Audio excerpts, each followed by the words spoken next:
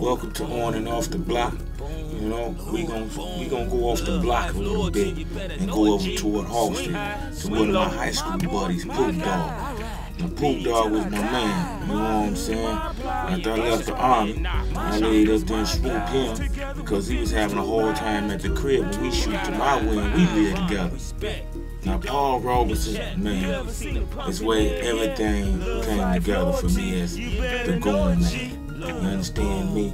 This boy right here will prepare you for the world. And you got guys like Poop, Dave Sterling, and me, like the Three Musketeers, coming through this bitch, man, and I'm wild, fooling, laughing, joking, smashing, doing whatever, baby. That's how we got out, you know. Man, it was a pretty decent good school. I like that Paul Robertson. Before I get to the road, though, I was at Park Mountain Elementary School. This is preschool for goonship. Before I got to the road, I had to go through here. You understand? And this was no hole neither. And to make matters worse, I had made a double like in the 3rd grade. So ever since the 3rd grade, it's been like a 2 or 3 year difference in grade average. So if you failed 1 year and then I made a double, it could be a 2 or 3 year gap. So I'm in here with guys 2 or 3 years older than me, and I was no good. Motherfuckers was getting tired of me raising my hand. Talking about I had the answer. They didn't have the answer. I didn't put it together. You know, back in the day, I was just, you know, just showing everybody my smartness. I had so much going against me, dog. I ain't got no chips. The girls ain't stunting me. Being black back then was not in style. You understand? So I had to show how I fit in. And with that 2 or 3 year gap, man, I was all out of place. And that set the pattern for me being with my peers way older than me. See, that's in the hood. I was in high school and everything. I always was the youngest person. This guy named Big Dave, well, we was in the same grade, but that was my nemesis. You understand? Me and Big Dave had fights in the school, at the park, in the streets, you know, and between then, we was the best of friends. Man, we played strikeout, football, basketball. He was a beast at basketball and baseball. I ain't even gonna lie. I'm gonna sit here and get with it. Big Dave was a beast. I caught up with him one day up at the park, this same park, on Thanksgiving Day at the wine bowl right before the game started, man. It was good to see him.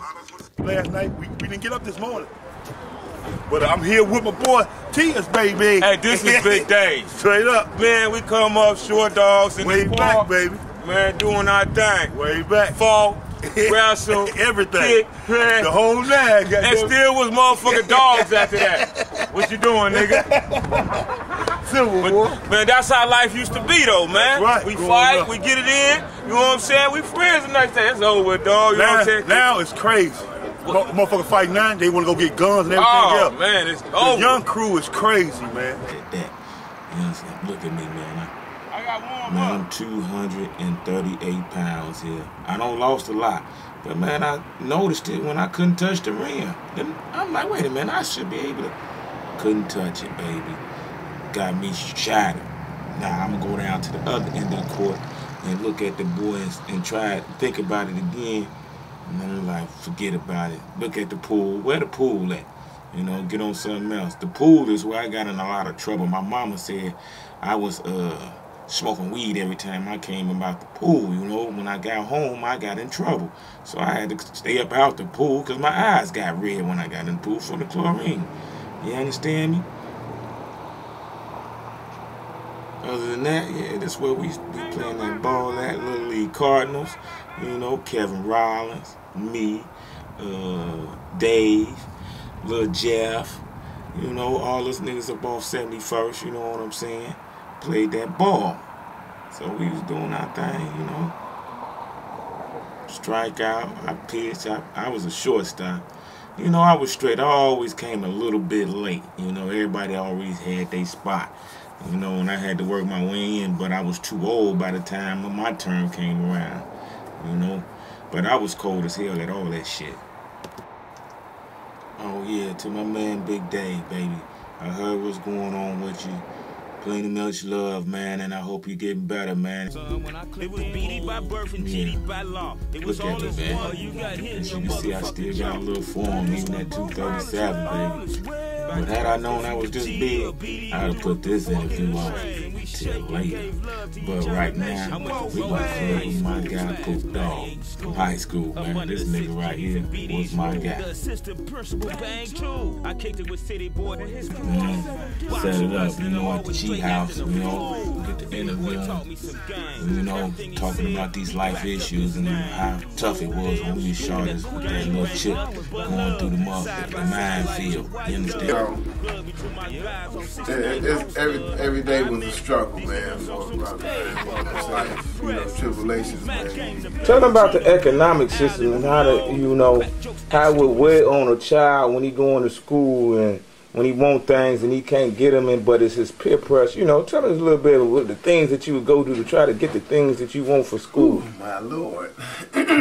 Man, look, I had to do a lot of things that I'm not proud of saying that I did, you know, that I've done. But I used to, like, see other guys with nice gym shoes and clothes on, and, you know, I was a little jealous. So I had to go out and had to, like, try to take mine, you know what I'm saying, to get. My mom, she was, you know, barely making it. Pops was making $4 or $5 an hour. So I had to be out there in the street hustling, you know what I'm saying, selling drugs. You know, knocking people over their head. You know, but I came throughout all that. I never spent a day in the joint. Never been locked up. And I thank God for all the things that He brought me through, you know. Do you think that the Lord got plans for you out here since you went through all those trials and tribulations and you see your way through and you come on up? You slap box me, it was like shocking all. I'm coming to all of y'all. From the hood to the school, I was about 32 and old. Lil Ryan Pook used to pick me, didn't really want to go. This was a the Lord has been by my side, been with me all the way. I didn't know because I was young and dumb and didn't know the Lord back then. But now that I've known, I've seen what He had brought me through, and that's why I'm talking about me in the streets. Out. I'm the dude you wanna meet. Now I'm working, you know, doing some job. You know, the economy is right now is kind of bad now, but God bless me to have a somewhat job that I can make a living off of, and I don't have to be gang banging, knocking people over their heads, stealing, trying to connive and manipulate people. Like Ali, I was putting on a show. Now some of me, they don't want no more. Butterflies didn't even come. If they did, I cooked their wings. Now they couldn't fly. They had to back up and run. Graffiti artists all on the walls. What about the stand we went on when we was short dogs, man? I was about 13, man. I was the leader, though, you know? You was somewhat of a leader, you know what I'm saying? You had the strap, you know what I'm saying? Because if I would have had the strap, we probably would be doing 30 years right now. I didn't care, you know what I'm saying? You know, you hear more like edge, you know what I'm saying, for like church or family structure. You know, my mom's probably went in the church like that. What you didn't know, check out the flow. You cared more. Me, I was out there. Didn't care. I knocked people over their head. Old, young. Didn't make it a woman. I'd snatch a purse. I'd do anything. You know, just try to keep some money in my pocket. You know what I'm saying? You repented for all those things, though. Yes, yes, I have. Ask for forgiveness. I thank God. I want to tell him. Swing high, swing low. My boy, my guy. I ride. BD till I die. My hood, my block. When you get your head knocked, my niggas, my guys together. Everybody who listens to the sound of my voice, to trust and believe in God and have strong faith, you'll make it through. Do you think your upbringing have anything to do with you and the mind frame you in now, you know what I'm saying? Because you done been through a lot and seen a lot, you know, and therefore now you can teach others and maybe give a little bit back. Oh, totally. All day long, man. And, you know, my upbringing, I mean, I had to go through that to get where I am. You know what I'm saying? To teach my kids and other kids that I don't know who look up to me, and I can teach them and tell them the things that I've been through and how to go about doing things. You know, stay in school and get a better education. You won't have to be struggling like I'm struggling. You know what I'm saying? Even with this little job that I have. Boom. Things I be teaching you, baby girl, I learned on the block. Proper planning prevents poor performance. People often ask, why would I join this? How do you give back? Everything has good Your and bad, kids, but think being about there the with unity, them, wisdom, or knowledge how that do I you give grab. back? Understanding politics and economics as Well, totally.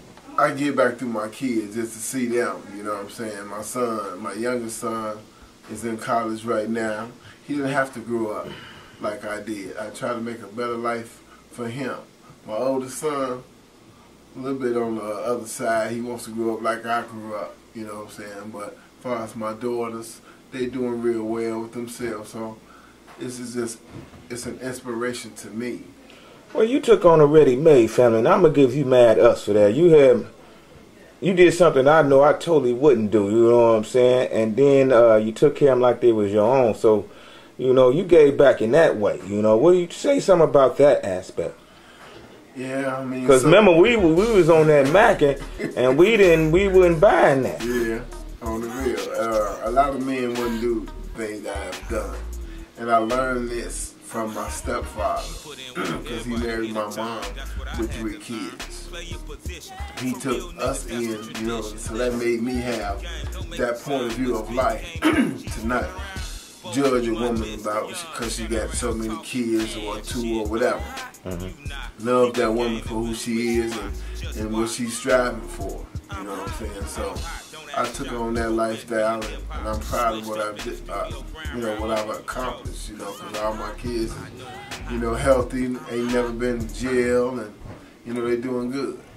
That's wonderful. That's wonderful. Now, before we wrap this up, do you have any regrets or anything that you may have done in the past that you want to clear up, or, you know what I'm saying, do you just leave it as it is, as the book is wrote, because of how you was put together is how you are now, and it made you a better person, wiser, and everything else? Have no regrets at all. Just say love, peace, and soul to all my people, and keep your head up. For sure, we're going to get back to Pookie Pop, because he got some more information for us.